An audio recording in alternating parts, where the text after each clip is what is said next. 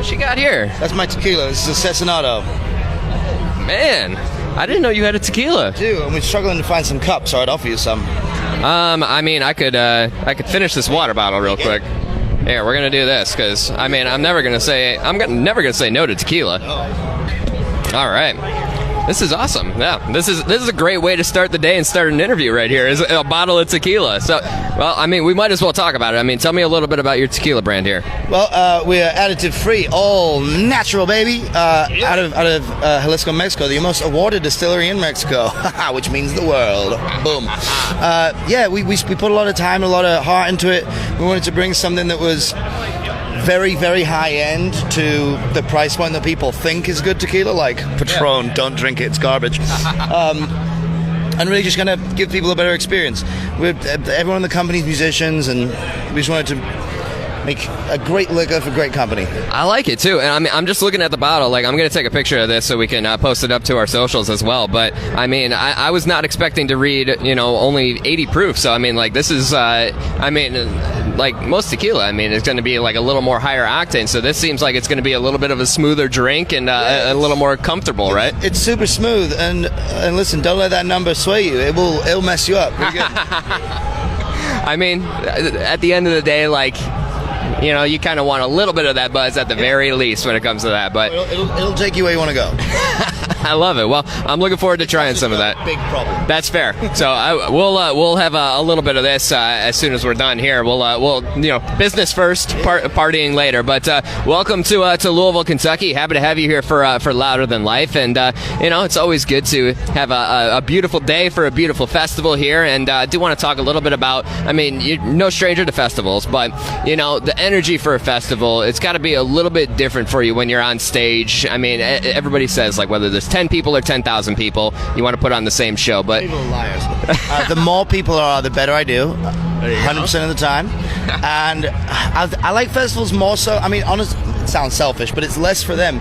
I like it because I get to see all my friends that I never get to see. That's true, yeah. Like, all day we're walking around and saying, no way, we get to see our homies. I mean, that is kind of the fun thing. I mean, and like some of the bands that, you would never really tour with, like, I mean, maybe the sound doesn't match up or anything like that. You get to see some new artists that, you might be like, oh, hey, like, maybe they'll be good for, something down the road or something.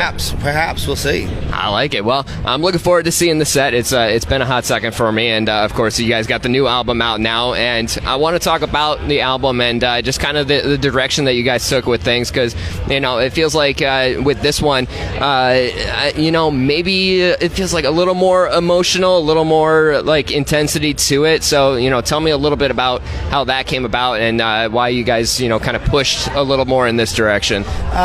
This is the first one that I've ever done with Asking that wasn't like from a personal place.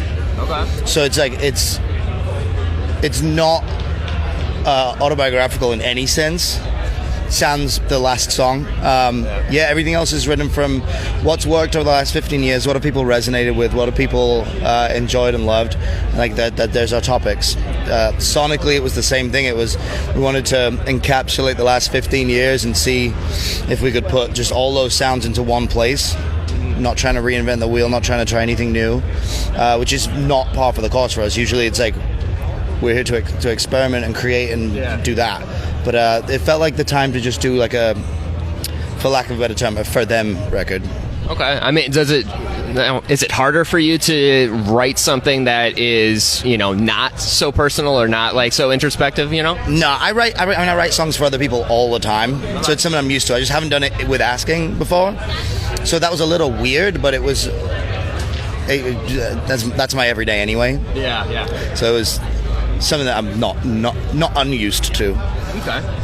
I dig it. Well, I mean, it's definitely a fantastic album. So, I mean, knowing that now, it's like you can kind of go back and listen and like try to, pick out some of those moments of like, and be like, okay, like, yeah, like you said, like over the whole course of, the time, it's like, all right, well, let's pick out some of those moments. So, looking forward to seeing the set and, some of the new music that's thrown in as well. And one of my favorite questions to ask, and I don't know if you're going to have an answer, it's a little bit of a thinker, but when you think about a full headlining set list, festivals are a different beast. Everybody's got shorter time, but a full headlining set, you have staple songs that you're always putting in.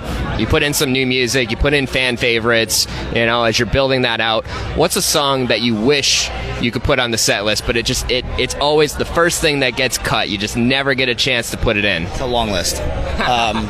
I've always wanted to play Fame, Hopelessly Hopeful, Where Do We Go From Here, See What's on the Inside, Find Myself, just to name 5 off the top of my head. I mean, yeah, you had those at the ready right there. Is there any reason why you don't get to?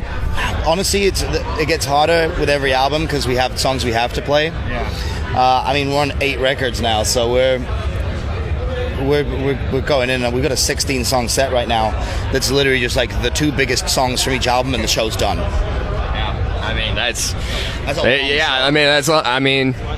Maybe it's time to make it 17, 18. If you think your voice could handle it. No way.